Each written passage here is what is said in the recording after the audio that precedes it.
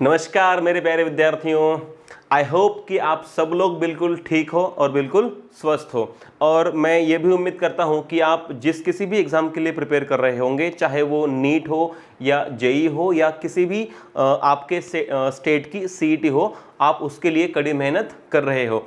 और मैं ये भी उम्मीद करता हूँ कि जो मेरे वीडियोज़ है वो आपके कुछ ना कुछ काम ज़रूर आते होंगे। और मैं आपको ये बताना चाहूँगा कि ऐसे ही वीडियोज़ मैं आगे भी बनाता रहूँगा और अच्छा कंटेंट मैं आपको देता रहूँगा। ठीक है, चलो तो आपका बहुत ज़्यादा समय ना लेते हुए हम स्टार्ट करते हैं हमारे आज के पॉइंट को, जो कि है application of a junction diode as a rectifier. Okay, हाँ, तो इसका मतलब है कि हम जंक्शन डायोड को यूज करने वाले हैं एक रेक्टिफायर सर्किट में। अच्छा ठीक है, उसको यूज तो हम बाद में करेंगे, पहले ये समझेंगे कि what is a rectifier. Rectifier क्या होता है? रेक्टिफायर क्या होता है, सुनिए। रेक्टिफायर इज अ डिवाइस और a circuit. Rectifier is a device और a circuit which converts AC voltage into a DC voltage, या फिर which converts a AC supply into a DC supply। अच्छा, फिर ये सवाल ऑब्वियसली उठता है कि sir what is AC and what is DC, है ना।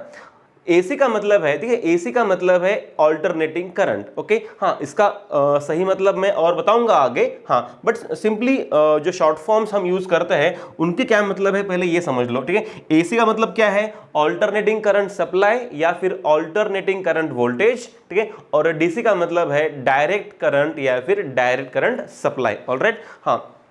और थोड़ा सा हम इनको और इलेबोरेट करें तो AC जो होता है वो होता है बाई डायरेक्शनल और DC होता है यूनिडायरेक्शनल। ठीक है, हाँ, तो थोड़ा सा हम इनको ये करेंगे, क्या बोलते हैं उसको, डिस्टिंग्विश करेंगे। देखिए, पहले मैं यहाँ पे लिखता हूँ AC और यहाँ पे लिखता हूँ DC। ठीक है, AC वर्सेस DC। AC को हम कंपेयर करेंगे DC के साथ। अगर अगर हमको इसकी आइडिया अगर ठीक से आ जाए तो हमें इसको पढ़ना आसान हो जाएगा। चलिए, हाँ, तो लेट्स कंपेयर कि what is AC and what is DC, दोनों को पहले देख लेंगे और फिर आगे जाएंगे। ओके, देखिए DC क्या होता है। DC क्या होता है? DC वो सोर्स है जो आप अपनी रोजमर्रा की जिंदगी में यूज करते हो। मान लीजिए हमारे किसी भी इलेक्ट्रॉनिक डिवाइस का जो सेल है या फिर जो बैटरी है वो क्या है? वो एक DC सोर्स है या फिर एक DC सप्लाई है। आपके घड़ी का जो सेल है वो एक DC है। फिर आपके मोबाइल फोन में जो बैटरी है वो भी एक DC सोर्स है।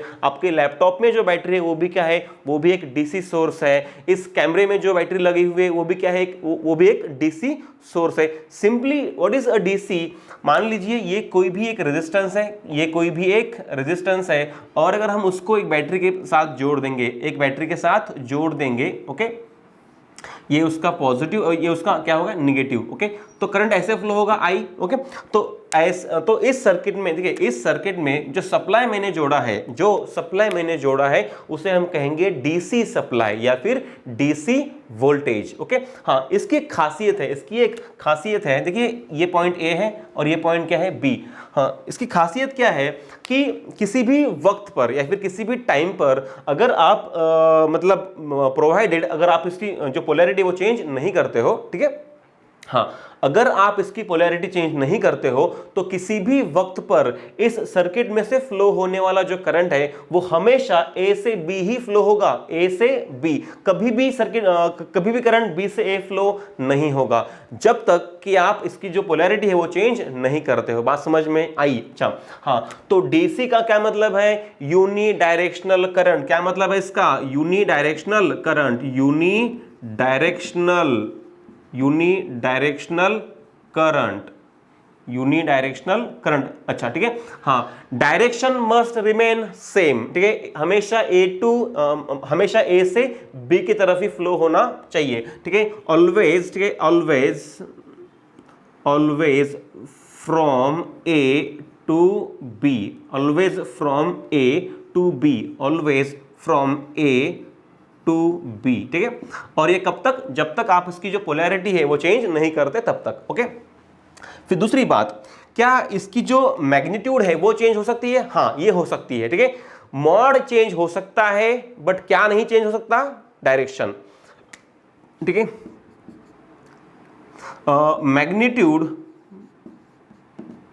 मैग्नीट्यूड में और मे नॉट चेंज, मैग्नीट्यूड मे और may not change with time, with time, yes, ठीक है। डायरेक्शन चेंज नहीं होनी चाहिए, मॉड भले चेंज हो सकता है टाइम के साथ, ठीक है। आगे अब इसका ग्राफ अगर हम बनाना चाहेंगे, इसका अगर ग्राफ बनाना चाहेंगे तो ये दो तरह का हो सकता है, ये दो तरह का हो सकता है। एक हो सकता है कांस्टेंट डीसी और दूसरा हो सकता है वेरिएबल डीसी। दूसरा क्या हो सकता है? Variable DC. मान लीजिए ये आपका टाइम एक्सिस है और ये आपका करंट एक्सिस है। मान लीजिए किसी भी एक गिवन समय पर करंट मान लीजिए 2 एम्पियर है। कितना है करंट? 2 एम्पियर। और अगर टाइम के बढ़ने के साथ साथ अगर करंट चेंज नहीं होता या उतना ही रहता है तो उसे हम कहेंगे कांस्टेंट डीसी। क्या कहेंगे इसको? Constant DC. ये है constant DC, constant DC. Alright. हाँ, फिर दूसरा केस क्या हो सकता है कि टाइम के साथ साथ इसका जो मैग्नीट्यूड है वो भी चेंज हो सकता है। ये टाइम एक्सिस और ये क्या है? ये आपका करंट एक्सिस। अब ये कैसे हो सकता है? मान लीजिए देखिए, मान लीजिए किसी एक गिवन टाइम सैंपल में, किसी एक गिवन टाइम सैंपल में करंट ए से बी ही फ्लो हो रहा है। बट मान लीजिए वो ऐसे फ्लो हुआ, देखिए ये ऐसे फ्लो हुआ, ये इस तरह से, ठीक है, ए से बी। थोड़ा सा इसको छोटा कर देंगे अपन, ठीक है। मान लीजिए किसी टाइम इंटरवल में करंट ऐसे ए से बी फ्लो हुआ, ठीक है, 0 से मैक्सिमम और फिर मैक्सिमम से 0। ऑलराइट, ऐसे फ्लो हुआ, फिर 0 हुआ, फिर 0 से फिर एक बार मैक्सिमम और फिर मिनिमम। देखिए ये ऐसे 0 से मैक्सिमम और क्या हुआ? फिर मिनिमम। अब सवाल ये है कि क्या यहाँ पे जो करंट की वैल्यू थी वो चेंज हुई? हाँ, वो चेंज हुई। कभी 0 है, कभी मैक्सिमम है, कभी फिर 0 है, कभी फिर मैक्सिमम है, कभी 0 है। ऑलराइट। हाँ, मतलब हियर द वैल्यू और the mod of the current is changing, okay, but what is not changing? the direction, ठीक है। आप देखिए यहां पे भी करंट कैसा है? पॉजिटिव है। यहां भी कैसा है? पॉजिटिव है। मतलब अगर करंट पॉजिटिव है इसका मतलब यह है कि करंट हमेशा कहां से कहां फ्लो हो रहा है? करंट हमेशा ए से बी ही फ्लो हो रहा है। हाँ, तो मैंने वही कहा, the direction of the current must remain same. Mod may or may not change. Mod change हो भी सकता है और change हो भी नहीं सकता, ठीक है। तो ये है फ्लक्चुएटिंग डीसी। ये क्या है? ये है फ्लक्चुएटिंग डीसी। ये है फ्लक्चुएटिंग डीसी सप्लाई। ये है फ्लक्चुएटिंग डीसी सप्लाई। अच्छा, इसका सिंबल क्या है? इसका सिंबल सिंपली वो बैटरी है जो हम हमेशा दिखाते हैं। इसका सिंबल देखिए, डीसी का सिंबल सिंपली क्या है? एक बैटरी निकालो, प्लस और माइनस, ये हो गया आपका DC supply. Alright, that's it. ये हो गया आपका डीसी। अच्छा, हाँ, तो डीसी से हमने क्या समझा? तो DC is a direct current और अ डायरेक्ट करंट वोल्टेज और अ डायरेक्ट करंट सप्लाई, ठीक है, where the direction of current must not change. वो चेंज नहीं होनी चाहिए। जो मॉड ऑफ द करंट है वो मे और मे नॉट चेंज, ठीक है। चलो आगे बढ़ते हैं। अब देखते हैं what is AC. What is AC? देखिए यहां पे सबसे पहले ये समझना जरूरी है, जैसे ये है यूनिडायरेक्शनल, ऐसा ये नहीं है। ये क्या है? ये है बाय डायरेक्शनल, ठीक है। हाँ, तो ये कैसा है? इसको मैं पहले लिखता हूं, यहां इसको भी हमने यहां लिखना चाहिए था। देखिए ये है bidirectional current, bidirectional current. ये है bidirectional current, bidirectional current, ठीक है। हाँ, फिर यहां पे क्या क्या मतलब है इसका? The direction of current, direction of current must change periodically, must change periodically. All right, must change periodically. Magnitude may or may not change, may not change। हाँ, जो इसकी वैल्यू है वो चेंज हो भी सकती है और चेंज नहीं भी हो सकती। बट क्या चेंज होना चाहिए?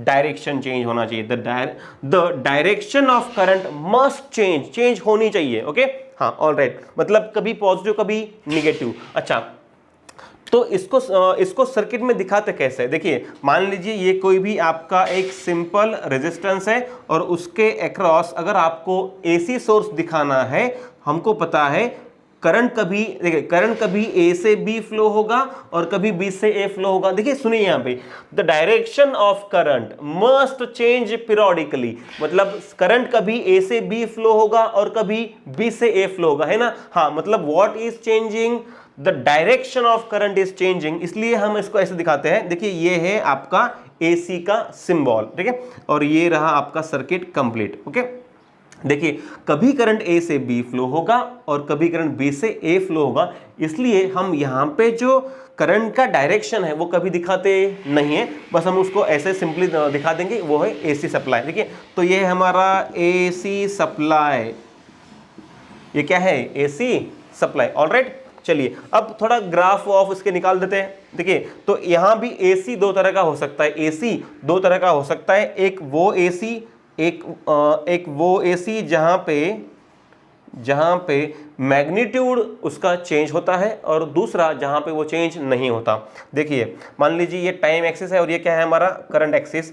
एक तरह का एसी जो हमारे घरों में आता है जिसको हम कहते हैं 50 हर्ट्ज एसी, हमारे घरों में जो एसी आता है उसकी फ्रीक्वेंसी है 50 हर्ट्ज, उसका वोल्टेज जो है उसकी एवरेज वैल्यू है 220 वोल्ट। ओके हाँ, तो देखिए वो किस तरह का है, वो इस तरह का है, एक हाफ में वो ऐसे फ्लो होता है और दूसरे हाफ में वो ऐसे फ्लो होता है, फिर अगले हाफ में फिर ये ऐसे और दूसरे हाफ में फिर ये ऐसे। ऑलराइट, कभी पॉजिटिव कभी निगेटिव, कभी पॉजिटिव कभी निगेटिव, कभी ए से बी, कभी ए, देखिए कभी ए से बी कभी बी से ए, फिर ए से बी फिर बी से ए। ऑलराइट हाँ, यहाँ पे क्या क्या चेंज हो रहा है, देखिए यहाँ पे करंट के, सुनिए करंट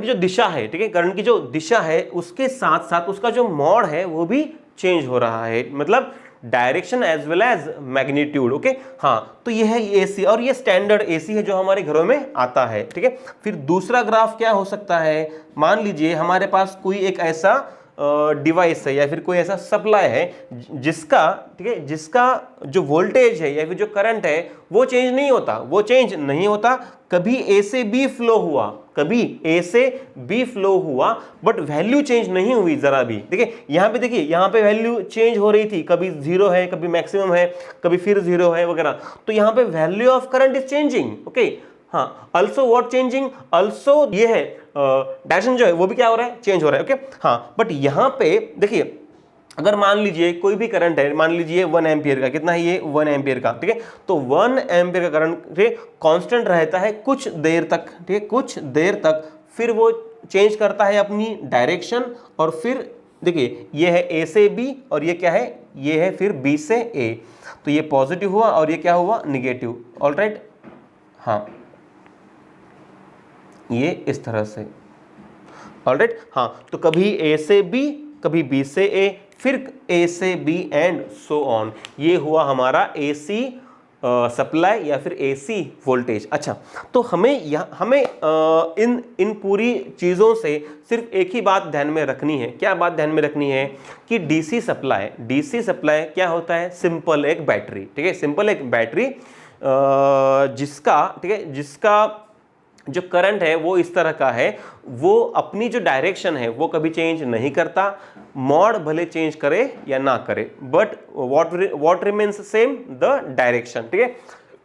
फिर देन व्हाट इज एसी ये इस तरह का सप्लाई है जो अपने वैल्यू के साथ साथ क्या चेंज कर सकता है, अपनी डायरेक्शन चेंज कर सकता है। ओके हाँ, so this it changes mode as well as direction. Alright हाँ, बट यहाँ पे भी जो वैल्यू है उसका चेंज होना जरूरी नहीं है। ओके यहाँ देखिए यहाँ पे लिखा है मैंने, the direction of current must change, ये चेंज होना चाहिए, क्या चेंज हो या नहीं, मतलब नहीं हो सकता, हाँ, पीरियोडिकली, मॉड मे और मे नॉट चेंज। ऑलराइट चलो हाँ, तो ये हुई बातें हमारी एसी और डीसी के बारे में। अब देखते हैं कि एक्चुअली हम एसी को डीसी में कन्वर्ट कैसे करेंगे, by using a PN junction diode. ठीक है, चलो, so we are actually going to start our point, how to convert an alternating current supply into a direct current supply or AC to DC.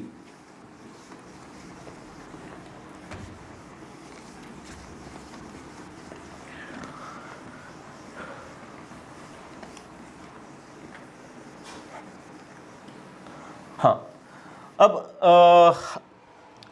हमें पहले ये समझना जरूरी है कि वाई पीएन जंक्शन डायोड। ठीक है, हाँ, रेक्टिफायर बनाने के लिए हम कुछ और भी तो यूज कर सकते थे, तो कुछ और यूज करने के बजाय हम why we are going to use only a PN junction diode. Okay, हाँ, तो इसका आंसर ये है कि हमें पता है कि PN junction diode is a one way device, मतलब हाँ, पता है हमको कि वो दोनों तरफ से करंट को अलाउ करता है, बट मोस्टली हम जानते हैं कि फॉरवर्ड बायस में it allows more current to pass and reverse bias में it allows less current to pass. इसलिए हम ऐसा आइडियली बोलते हैं कि in a forward bias the diode offers a very low resistance to the current and it conducts, और हम ऐसा कह सकते हैं कि it allows the current to pass through it, and in reverse bias it gives a very high resistance and it does not allow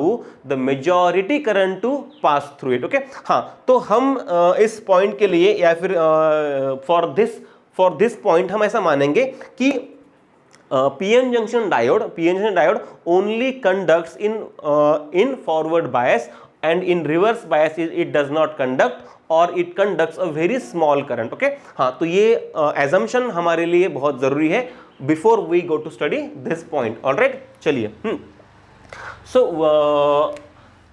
तो rectifier के दो टाइप्स है, एक है हाफ वेव रेक्टिफायर और दूसरा है फुल वेव रेक्टिफायर। ओके, हाँ, पहला है हाफ वेव रेक्टिफायर। ठीक है, पहला क्या है, हाफ वेव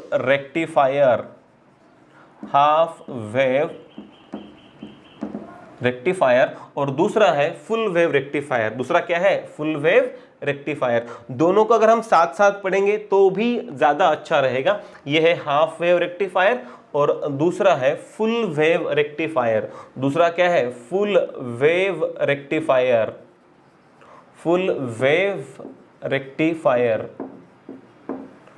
ठीक है, हाफ वेव रेक्टिफायर और दूसरा क्या है, फुल वेव रेक्टिफायर।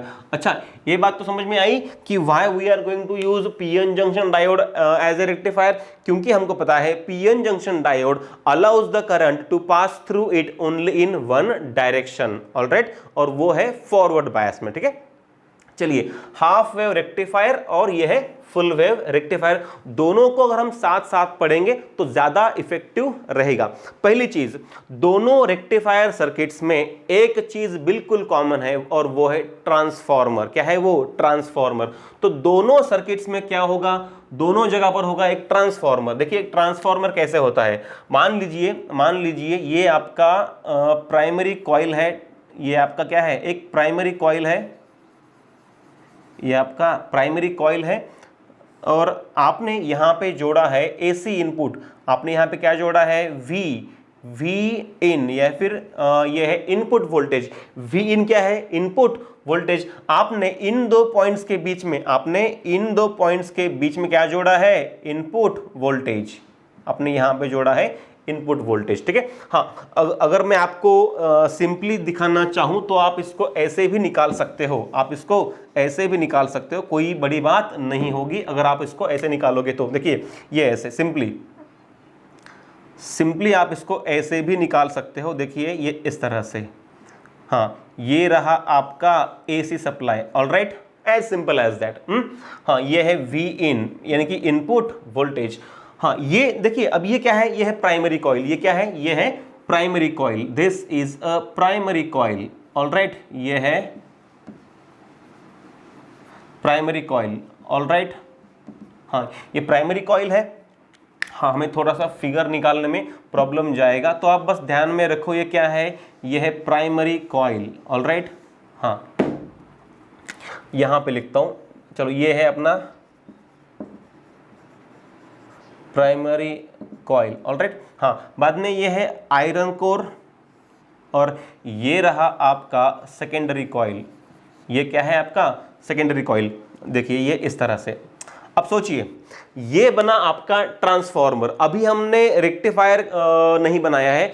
ये मैंने कहा था कि हमारे दोनों सर्किट्स में एक चीज बिल्कुल कॉमन है, वो कौन सी है, ट्रांसफॉर्मर। ट्रांसफॉर्मर यहां भी होगा और ट्रांसफॉर्मर यहां भी होगा। ओके, हाँ तो दोनों जगह पर जो होना चाहिए वो हम पहले से निकाल देते हैं। देखिए, तो यहां का निकाल दिया हमने ट्रांसफॉर्मर, अभी यहां का निकालते हैं। देखिए पहले अब वही करना है जो हमने यहां किया, वही हमको यहां करना है। देखिए ये रहा आपका एसी सप्लाई, ठीक है, ये है आपका primary of the transformer, transformer का प्राइमरी कॉइल, ये रहा आपका आयरन कोर, और ये रहा आपका सेकेंडरी ऑफ द ट्रांसफॉर्मर, ये है secondary coil of the transformer. हाँ ये देखिए दोनों जगह पर क्या है हमारे लिए, ट्रांसफॉर्मर। अच्छा, वाई ट्रांसफॉर्मर, ट्रांसफॉर्मर हमें क्यों चाहिए, ठीक है।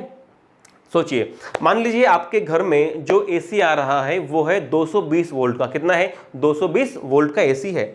अब आपके पास कोई मोबाइल फोन है जिसकी बैटरी चार्ज करने के लिए आपको चाहिए 5 वोल्ट का सप्लाई। कितना, 5 वोल्ट का सप्लाई चाहिए। या फिर मान लीजिए आपके पास कोई लैपटॉप है, ठीक है, उसकी बैटरी चार्ज करने के लिए आपको चाहिए 12 वोल्ट एसी। कितना चाहिए, 12 वोल्ट एसी। अब आपके घरों में आ रहा है 220 वोल्ट का एसी, आपको चाहिए मोबाइल के लिए 5 वोल्ट, लैपटॉप के लिए मान लीजिए कुछ 10-12 वोल्ट। अच्छा, तो आप ये जो 220 वोल्ट का एसी है वो आप डायरेक्टली अपने फ़ोन को या फिर अपने लैपटॉप को जोड़ नहीं सकते। तो आपको क्या करना पड़ता है, आपको उस 220 वोल्ट के एसी को कन्वर्ट करना पड़ता है 5 या 10 वोल्ट के एसी में, ताकि आप उसको मोबाइल से जोड़ सको या आप उसको लैपटॉप से जोड़ सके। असली बात यह है कि लैपटॉप या मोबाइल ये दोनों है डीसी, ये दोनों क्या है, ये दोनों डीसी डिवाइसेस है। मतलब इनको चार्ज करने के लिए आपको क्या करना पड़ता है, आपको एसी को डीसी में कन्वर्ट करना पड़ता है। बात समझ में आई, हाँ। बट आप डायरेक्टली 220 वोल्ट का एसी उसको डीसी में कन्वर्ट नहीं कर सकते। ओके, आपको क्या करना पड़ता है, आपको 220 वोल्ट के एसी को कम करना पड़ता है। कम मतलब कितना, ऐसा 5-10 वोल्ट तक उसको कम करना पड़ता है, और फिर आप उसको कन्वर्ट कर सकते हो डीसी में। बात समझ में आई। अच्छा, तो हमारी नीड क्या है, तो हमारी नीड ये है कि हमारे पास जो सप्लाई मिल रहा है एसी का, वो अगर ज्यादा है, मान लीजिए 220 वोल्ट है और आपको उसको कम करना है,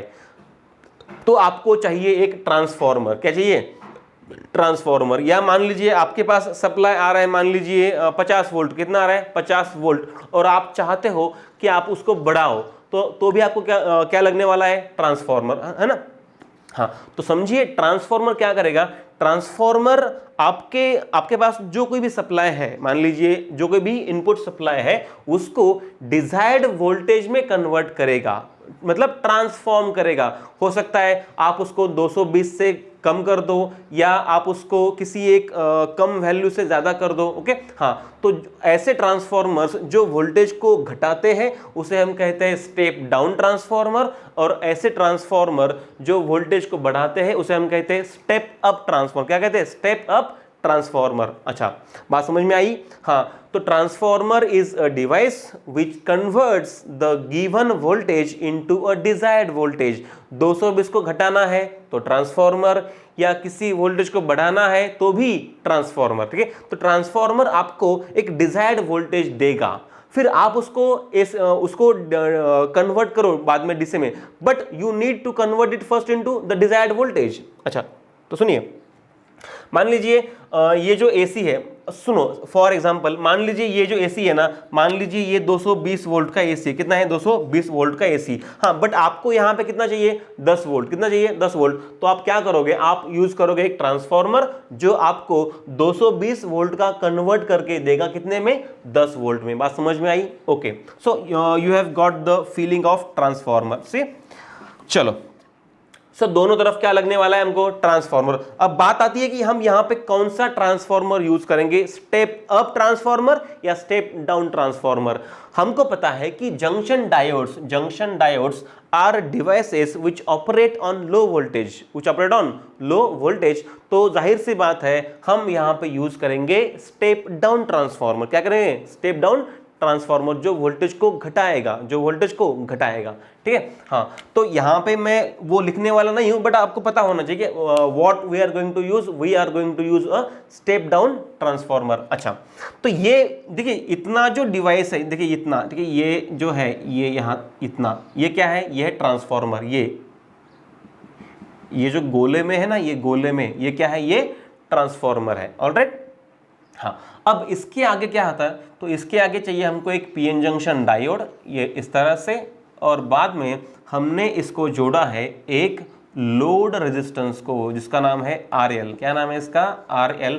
और हमें जो आउटपुट मिलेगा वो इसके अक्रॉस ही मिलने वाला है, ठीक है। चलो अब इसका वर्किंग देखते हैं, देखिए अभी मैंने कहा था कि एसी में क्या होता है, मान लीजिए ये वायर है अपना AB, ये वायर है AB, और अगर आपने उसको जोड़ दिया किसी AC सप्लाई को, तो हमको पता है कभी करंट A से B फ्लो होता है और कभी करंट B से A फ्लो होता है। जब करंट A से B फ्लो होगा तब A होगा पॉजिटिव और B होगा निगेटिव, या फिर हम ऐसा कह सकते हैं कि A is at higher potential and B is at lower potential. बात समझ में आई। हाँ, और उल्टा जब B होगा हायर पोटेंशियल पे तो ये हो जाएगा पॉजिटिव और ये क्या हो जाएगा, निगेटिव। अच्छा, पॉजिटिव निगेटिव के एंगल से बात करने से अच्छा है हम ये बात करेंगे क्या, कि जब करंट A से B फ्लो होगा तब A is at higher potential and B is at lower potential, और जब करंट B से A फ्लो होगा तब B is at higher potential and A is at lower potential. बात समझ में आई, ठीक है। हाँ, चलो तो अभी आगे बढ़ते हैं। मान लीजिए पहले हाफ साइकिल में देखिए हमारा AC किस तरह का है, हमारा जो इनपुट है ना, ये जो इनपुट है ना, ये इस तरह का है। ये है फर्स्ट हाफ साइकिल और ये दूसरा हाफ साइकिल। इसे हम कहेंगे पॉजिटिव हाफ साइकिल, इसे हम कहेंगे नेगेटिव हाफ साइकिल। ऑलराइट। हाँ, तो पॉजिटिव हाफ साइकिल में मान लीजिए ये पॉइंट A है और ये पॉइंट क्या है, B। तो A will be at higher potential and B will be at lower potential. और अगर A हायर पोटेंशियल पर है और B लोअर पोटेंशियल पर है, थोड़ा इसको अच्छे नाम देंगे हम। अच्छे नाम मतलब देखिए ये प्राइमरी का एक एंड है, ये प्राइमरी का एक एंड, इसे हम कहेंगे P1, इसे कहेंगे P2, और ये सेकेंडरी का एंड है, इसे S1, और ये क्या है कहेंगे S2। सुनिए, in positive half cycle P1 will be at higher potential and P2 will be at lower potential, और बिल्कुल उसी तरह से S1 will be at higher potential and S2 will be at lower potential. और जब S1 होगा higher potential पर, this diode will be forward biased, और जब ये डायोड फॉरवर्ड बायस होगा तो वो अपने अंदर से करंट को पास होने देगा और यहां पे हमको मिलेगा आउटपुट वोल्टेज। बात समझ में आई, ठीक है। हाँ, so in positive half cycle this diode will allow current to pass through it and you will get a voltage across this load resistance RL। Alright. हाँ, और वो लोड है, वो जो आउटपुट वोल्टेज है वो हमको इन दो पॉइंट्स के अक्रॉस मिलेगा, जिसे हम कहेंगे V आउट। क्या कहेंगे इसको, V आउट। ये है V इन और ये क्या है, V आउट। ये हुआ ड्यूरिंग पॉजिटिव हाफ साइकिल। कब हुआ, ड्यूरिंग पॉजिटिव हाफ साइकिल। ये है आपका पॉजिटिव हाफ साइकिल। ऑलराइट। हाँ, now during negative half cycle, ठीक है, इस हाफ साइकिल में क्या होगा, this point P1 will be at lower potential and this point P2 will be at higher potential, और similarly this point S1 will be at lower potential and S2 will be at higher potential. और अगर S1 is at lower potential तो हम कह सकते हैं कि this diode is reverse bias, और जब ये डायोड रिवर्स बायस होगा तो ये अपने अंदर से किसी भी करंट को पास होने नहीं देगा। हाँ, हमको पता है एक स्मॉल करंट पास होता है, बट हम उसे क्या कर देंगे, उसको हम छोड़ देंगे, ठीक है, we will neglect that small current. Okay. हाँ, so during negative half cycle this diode does not permit any current to pass through it and you will not get any output across the output terminal. Okay, हाँ, so you are getting, सुनिए, you are getting output only in one half cycle, only in one half cycle, that is positive half cycle, या फिर किसी भी एक half cycle में आपको output मिल रहा है. ठीक है. हाँ, अब देखिए हमें जो करंट मिल रहा है वो किस तरफ है. चलिए मान लीजिए ये पॉइंट ए है और ये पॉइंट क्या है, बी. सुनिए, पॉजिटिव हाफ साइकिल में क्या हुआ, पॉजिटिव हाफ साइकिल में S1 था हायर पोटेंशियल पर और S2 था लोअर पोटेंशियल पर. अगर S1 हायर पर था तो डायोड हुआ फॉरवर्ड बायस और उसने अपने अंदर से करंट को अलाउ किया और वो करंट ऐसे पास हुआ ए से बी और फिर ऐसे उस वो जो करंट है उस अपने इसमें घुमा. ऑलराइट. हाँ, अब देखिए मतलब during that cycle current flows from A to B. Now negative half cycle में, ठीक है, अगले हाफ साइकिल में क्या हुआ, S1 is at lower potential, तो ये हो गया रिवर्स बायस और कोई करंट फ्लो नहीं हुआ. ठीक है, मतलब दूसरे हाफ साइकिल में कोई आउटपुट नहीं मिला. फिर तो अगला पॉजिटिव हाफ साइकिल, ये फिर से क्या हुआ, हायर पोटेंशियल, फिर फॉरवर्ड बायस और फिर यहां से क्या होगा, करंट फ्लो होगा और फिर हमको क्या मिलेगा, आउटपुट मिलेगा. हाँ, इसका मतलब है this diode only conducts only in the one half cycle and whenever it conducts the current flows from A to B. ठीक है. हाँ, तो इसका इनपुट एंड आउटपुट वेवफॉर्म हम निकाल सकते हैं. देखिए इसका इनपुट एंड आउटपुट वेवफॉर्म हम निकाल सकते हैं. देखिए ये है टाइम एक्सिस, ये क्या है, ये है हमारी टाइम एक्सिस. ये है हमारी टाइम एक्सिस और इसका जो आधा हिस्सा है, देखिए ये है वी इन, ये क्या है, वी इन और ये है वी आउट. ऑलराइट, ये क्या है, वी इन और ये क्या है, वी आउट.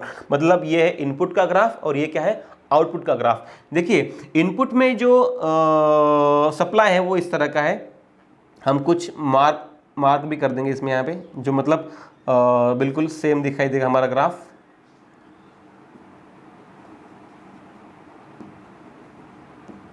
ठीक है. अब देखिए, हाँ, ऊपर का ग्राफ कौन सा है, इनपुट का, नीचे का ग्राफ कौन सा है, आउटपुट का. देखिए ऊपर के ग्राफ में, ठीक है, आपका जो इनपुट सप्लाई है वो एसी है, वो स्टैंडर्ड एसी है इस तरह का. ठीक है, वो स्टैंडर्ड एसी है ये इस तरह का. ऑलराइट. हाँ, और यहाँ पे जो हमको आउटपुट मिल रहा है वो किस तरह का है. देखिए ड्यूरिंग पॉजिटिव हाफ साइकिल हमें आउटपुट मिला और वो भी उसी शेप का होगा जिस शेप का इनपुट होगा. हाँ, उसकी वैल्यू कम ज्यादा हो सकती है. ठीक है, वैल्यू कम ज्यादा हो सकती है. क्यों, वो डिपेंड करेगा इस ट्रांसफॉर्मर पे. ये ट्रांसफॉर्मर स्टेप अप है या स्टेप डाउन है. मैंने आपको बताया कि ये स्टेप डाउन ट्रांसफॉर्मर है, बट इन जनरल अगर बात करूं तो यहां पे इनपुट वोल्टेज और ये वोल्टेज, ठीक है, डिफरेंट हो सकता है. हाँ, बट हम उतना ज्यादा सोचने वाले नहीं है. हाँ, बट शेप कैसा होगा, सेम. तो यहाँ पे जो आउटपुट वोल्टेज होगा वो कैसा होगा, वो भी उसी तरह का होगा जिस तरह का इनपुट है. ये रहा आपका पॉजिटिव हाफ साइकिल वाला आउटपुट. फिर यहाँ पे हमको कोई आउटपुट नहीं मिला, फिर हमको फिर एक बार आउटपुट मिला. ठीक है. हाँ, देखिए तो हमें जो आउटपुट मिल रहा है वो मिल रहा है वो सिर्फ दिस हाफ साइकिल में. कौन सा वाला, ये वाला हाफ साइकिल. बात समझ में आई. ऑलराइट. हाँ, तो जब हम यूज करते हैं एक पीएन जंक्शन डायोड को हाफ वेव रेक्टिफायर में, तो this is our input waveform and this is our output waveform. बात समझ में आई. ओके. और जो करंट है वो कैसे फ्लो होता है, वो ए से बी फ्लो होता है. Now we will move on to the full wave rectifier. ठीक है. देखिए यहां पे भी सारी चीजें बिल्कुल सेम है. देखिए ये आपके primary coil of the transformer, ये पॉइंट P1 है, ये पॉइंट क्या है, P2. ये है आपकी secondary coil of the transformer, ये पॉइंट है S1, ये पॉइंट क्या है, S2. ये है आपका Vin.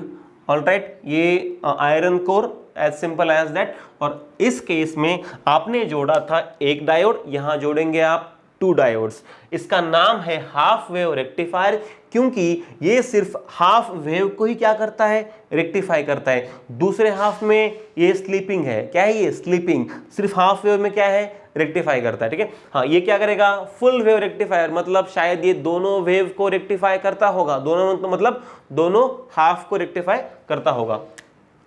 चलिए वी इन, हाँ तो इस केस में हम क्या करेंगे, we will connect two diodes like this, we will connect two diodes like this.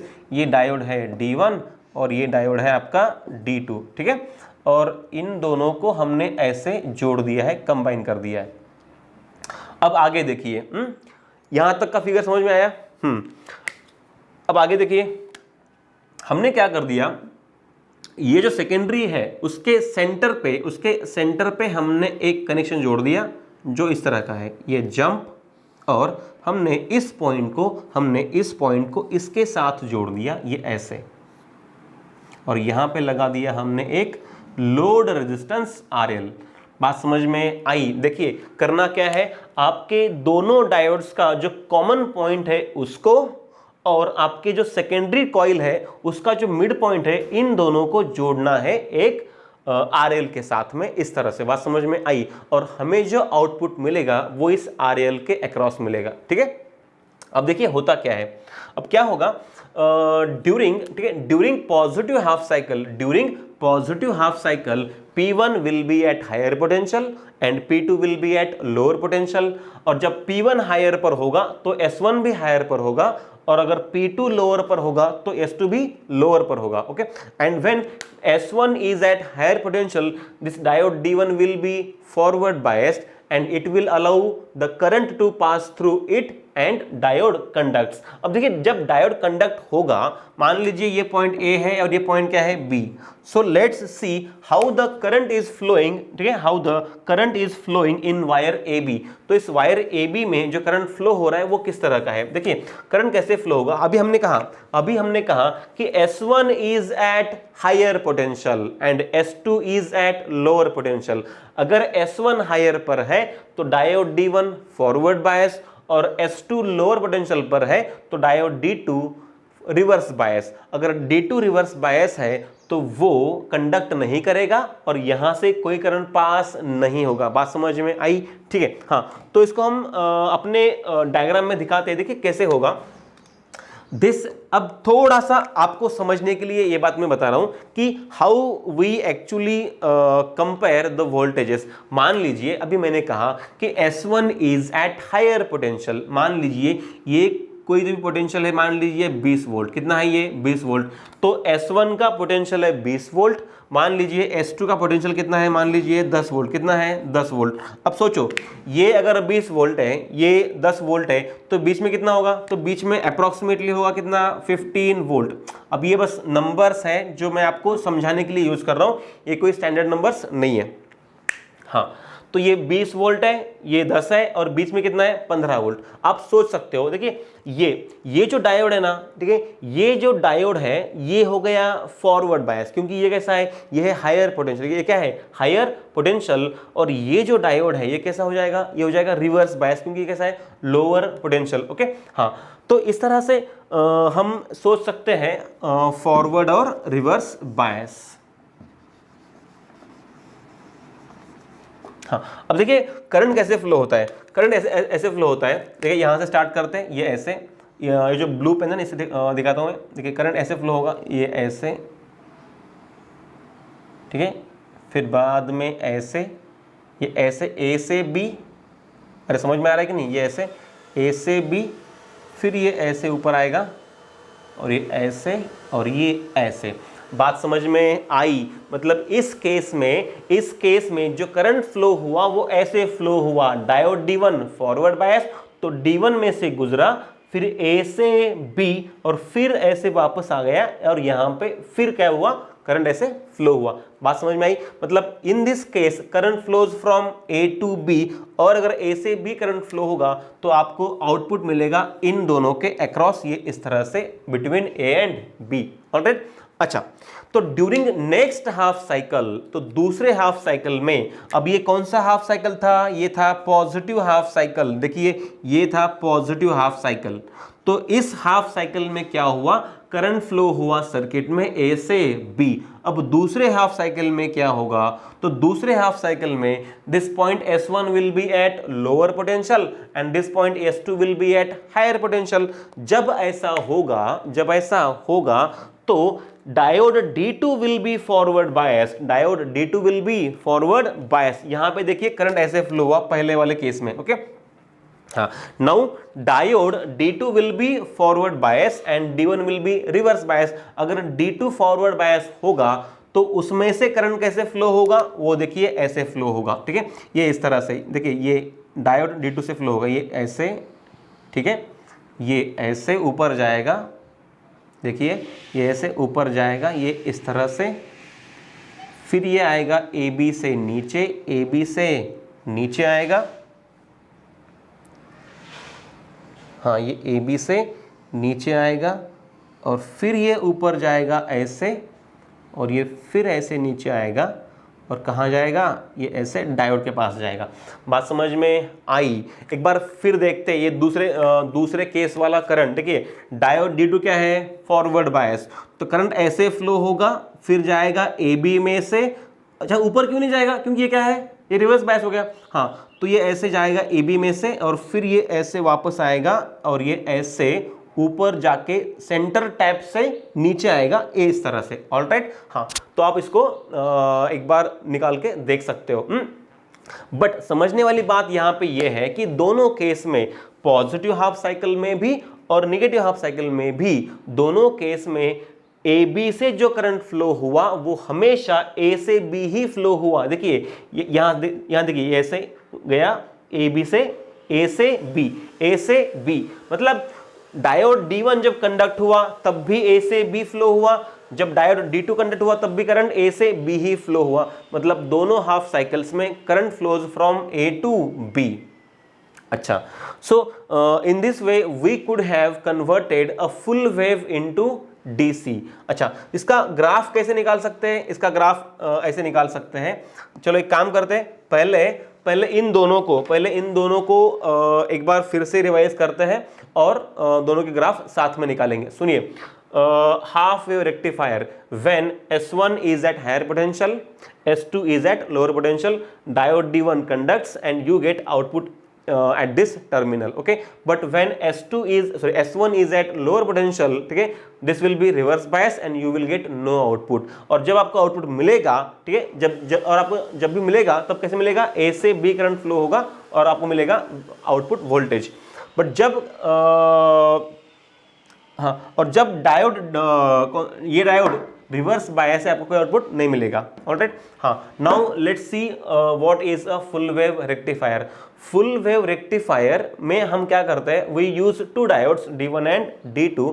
In first half cycle diode D1 is forward bias, ठीक है, and it conducts current like this, ठीक है, A से B ऐसे flow होगा, ठीक है, और जब डायोड D2 फॉरवर्ड बायस है तब वो ऐसे करेगा, ये ऐसे, ऑलराइट, लाइक दिस। हाँ, so you get output in both the half cycles, okay. चलो अब इसको निकाल देते हैं, let's compare the input and output waveforms of both the diode of both the circuits. Let's compare input and output waveforms of both the circuits.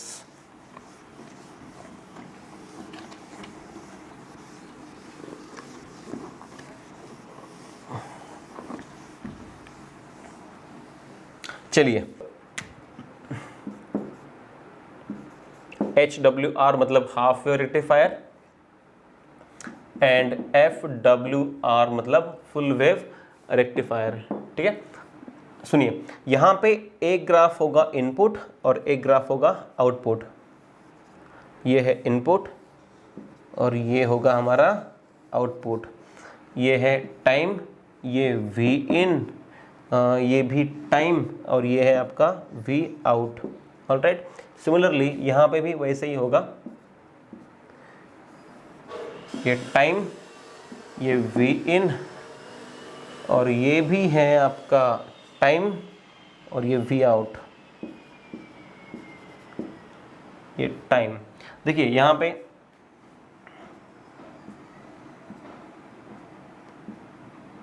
ठीक है, सोचिए यहां पे इनपुट वेवफॉर्म इस तरह का है, इनपुट वेवफॉर्म कुछ इस तरह का है। चलो ये रहने दीजिए, कोई बात नहीं है,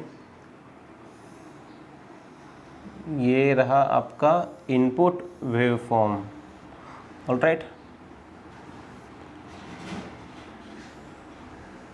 हाँ, हमें पता है कि you get output in only 1/2 cycle. मान लीजिए you are getting output in this half cycle, you are getting output only in this half cycle like this, you are not getting any output in this half cycle, ठीक है। you again get output for this half cycle इस तरह से, ठीक है। यहाँ पे देखिए, यहाँ पे भी जो वेव फॉर्म है कुछ उस तरह का ही होगा, ठीक है। हाँ, ये इस तरह से, हाँ ये है आपका इनपुट वेव फॉर्म, ऑलराइट। हाँ, यहाँ पे देखिए क्या होगा, यहाँ पे आपको आउटपुट दोनों हाफ साइकिल्स में मिलेगा, ठीक है। यहाँ पे क्या होगा, ठीक है, यहाँ पे पॉजिटिव हाफ साइकिल में D1 आपको आउटपुट देगा, ठीक है। फिर दूसरे हाफ साइकिल में आपको D2 आपको आउटपुट देगा, D2 आपको आउटपुट देगा। फिर अगले हाफ साइकिल में फिर आपको D1 आउटपुट देगा, अगले हाफ साइकिल में आपको फिर से कौन आउटपुट देगा, आपको D1 आउटपुट देगा, ओके। हाँ, फिगर के जो एरर्स है वो छोड़ दो। हाँ, मतलब की बात ये है कि you will gate output in alternate half cycles by each diode, ठीक है। डायोड D1 फिर D2 फिर D1 फिर D2 and so on, but you will gate output in both the half cycles, okay.